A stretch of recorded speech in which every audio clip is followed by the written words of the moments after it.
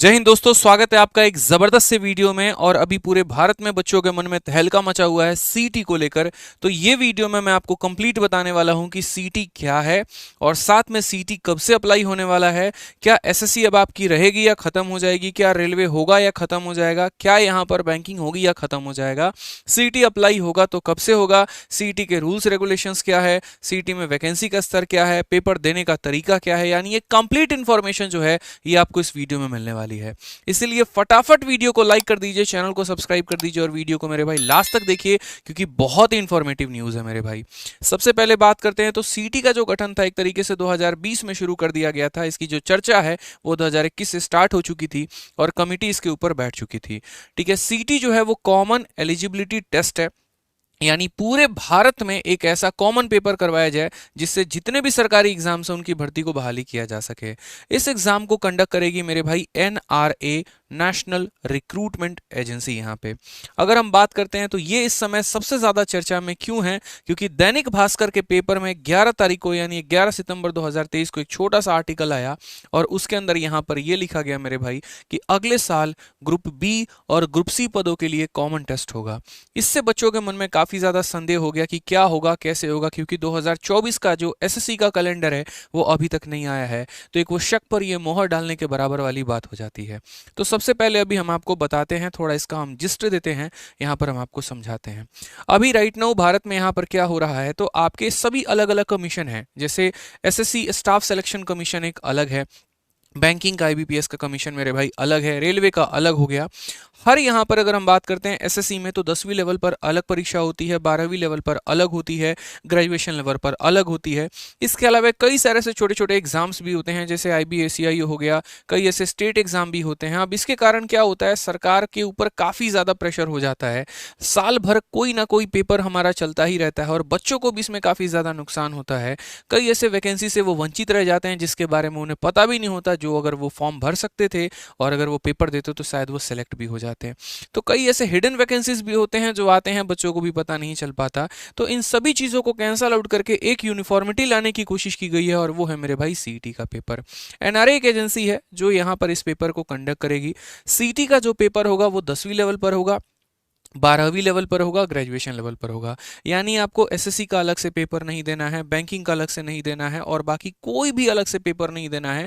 आपको सिर्फ और सिर्फ मेरे भाई एक सीईटी का पेपर देना है। जो सीईटी का सिलेबस होगा वो आपको एक कॉमन डिसाइड किया जाएगा, एक ही तरह का सिलेबस होगा यहाँ पर जिसको पढ़कर हर बच्चा पेपर दे पाएगा। अभी यहाँ पर ये होता है कि नॉर्थ वाले पार्ट में जैसे यूपी, बिहार, हरियाणा में, राजस्थान में, यहाँ पर जो स्टेट एग्जाम के भी पेपर होते हैं उनका सिलेबस लगभग एसएससी के पैटर्न से मेल खाता है। लेकिन अगर आप कर्नाटक या अगर आप केरला की बात करें तो उनके जो स्टेट एग्जाम के पेपर होते हैं उनका जो सिलेबस है वो काफ़ी डिफरेंट हो जाता है। इससे बच्चों को तैयारी करने में भी काफ़ी सारी मुश्किलें होती हैं, सही एक रिसोर्स, सही एक साधन वहाँ पर नहीं मिल पाता है। इसीलिए सीटी लाने की जो है यहाँ पर एक पहल की गई कि सरकार भी 10 बार अलग अलग पेपर करवाने में बिजी ना होकर यहाँ पर जो है एक कॉमन पेपर करवाए जिससे बच्चों को काफ़ी ज़्यादा बेनिफिट हो पाए। क्योंकि कई ऐसे एग्जाम्स हैं, घोषणा हो जाती है सरकार की तरफ से वैकेंसी की, पेपर भी हो जाता है, लेकिन अब तक फाइनिंग ज्वाइनिंग लेटर नहीं आया है जिसके वजह से उनको काफ़ी प्रॉब्लम होती है। तो सरकार ने निश्चय किया कि हम सीईटी का पेपर एक कंडक्ट करवाएंगे। 3 लेवल पर होगा जो कि 10वीं लेवल पर, 12वीं लेवल पर, ग्रेजुएशन लेवल पर है। जो जहां तक जिसकी एजुकेशनल क्वालिफिकेशन है वो वहां तक का पेपर दे पाएगा। जैसे मैं ग्रेजुएट हूं, मैं तीनों पेपर दे सकता हूं। मैंने सिर्फ 12 पास किया है तो मैं 10वीं और 12वीं का पेपर दे सकता हूं, और अगर मैंने सिर्फ 10th पास किया है तो मैं 10वीं लेवल के जितने भी पेपर है वो मेरे भाई दे पाऊंगा। सिलेबस एक कॉमन डिसाइड किया जाएगा और उसी के आधार पर हमारा जो पूरा पेपर होगा वो होगा। सीईटी साल में 2 बार पेपर करवाएगा मेरे भाई यहाँ पर, और आप उस पेपर में जो स्कोर कर पाएंगे वो आपका स्कोर कार्ड 3 साल तक वैलिड होगा। 3 साल तक आपको उसके लिए कोई परेशानी होने की जरूरत नहीं है। उसके बाद पहला चरण जब आप पेपर दे देंगे तो उसके बाद दूसरा चरण के लिए, जैसे मानिए सीजीएल के जो पोस्ट होते हैं उसके लिए थोड़ा हो सकता है अलग आपको पेपर देना पड़े या कुछ अलग क्राइटेरिया हो। बैंक में जाने के लिए आपको थोड़ा सा अलग क्राइटेरिया वहां से डिसाइड हो जाए। मतलब ये है, ऐसे समझ लीजिए, प्री का पेपर हुआ वो सीईटी है, और उसके बाद अलग अलग आपको डिपार्टमेंट में जाना है तो हो सकता है उसके लिए आपको मेंस का पेपर देना पड़े या अलग अलग क्राइटेरिया उसको फॉलो करना पड़े। ठीक है, सीटी एक अच्छी पहल है सरकार के द्वारा, लेकिन यहाँ पर इसको प्रोसेस को होते होते काफी एक लंबा समय लग गया और हो सकता है ये 2024 से अप्लाई हो जाए, क्योंकि कमेटी अपने रिपोर्ट के साथ पूरा तैयार है और उसी के बारे में यहाँ पर पूरा का पूरा मेरे भाई बात कहा गया है। अगर हम बात करते हैं यहाँ पर सीटी के स्कोर कार्ड को लेके, तो बच्चों के मन में ये भी आशंका है, ऐसा तो नहीं कि कोई बच्चा एक बार टॉप कर लेगा तो बार बार हर फॉर्म को वो भरते रहेगा और अप्लाई करते रहेगा, तो उसके बारे में भी हम आपको वीडियो में बताने वाले हैं। तो सबसे पहले यहाँ पर ये जो पेपर आया उसमें लिखा गया, नेशनल रिक्रूटमेंट एजेंसी अगले साल से केंद्र ग्रुप बी और सी के पदों के लिए सीटी की भर्ती की परीक्षाएं शुरू करने वाली है। शुरुआत मई जून से स्नातक स्तर के कॉमन एलिजिबिलिटी टेस्ट से हो सकता है, यानी जो हमारा ग्रेजुएट लेवल है मेरे भाई, वहां से यहां पर हो सकता है। सीटी की सबसे अच्छी बात एक और भी है यहां पर कि जब ये पेपर करवाया जाएगा तो 117 जिलों के 1000 से अधिक परीक्षा केंद्र इसके अंदर शामिल होंगे, यानी लगभग आपका जो सेंटर है वो 100 से 150 किलोमीटर के बीच में आपको मिल जाएगा। ऐसा नहीं होगा कि हजारों किलोमीटर की दूरी तय करके आपको जाकर मेरे भाई पेपर देने की आवश्यकता होगी यहाँ पे।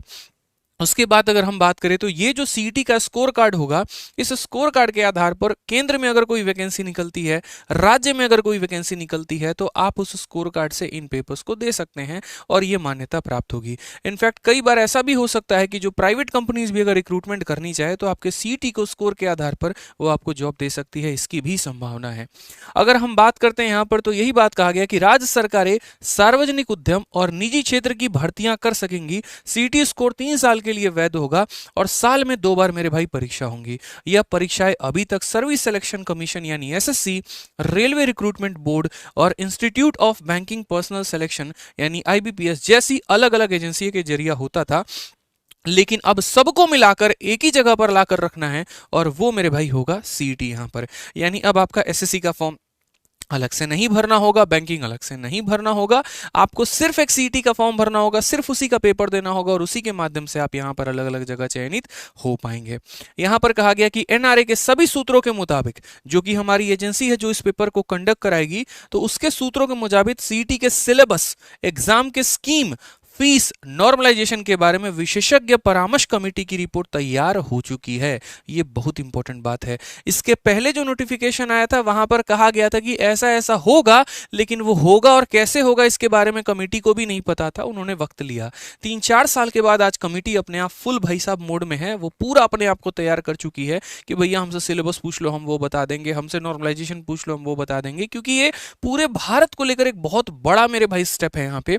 तो कमेटी जो है हर एक पॉइंट को फूक फूक के चल रही होगी और उसने अपने बढ़िया तरीके से मेरे भाई सभी चीजों को तैयार कर भी लिया है।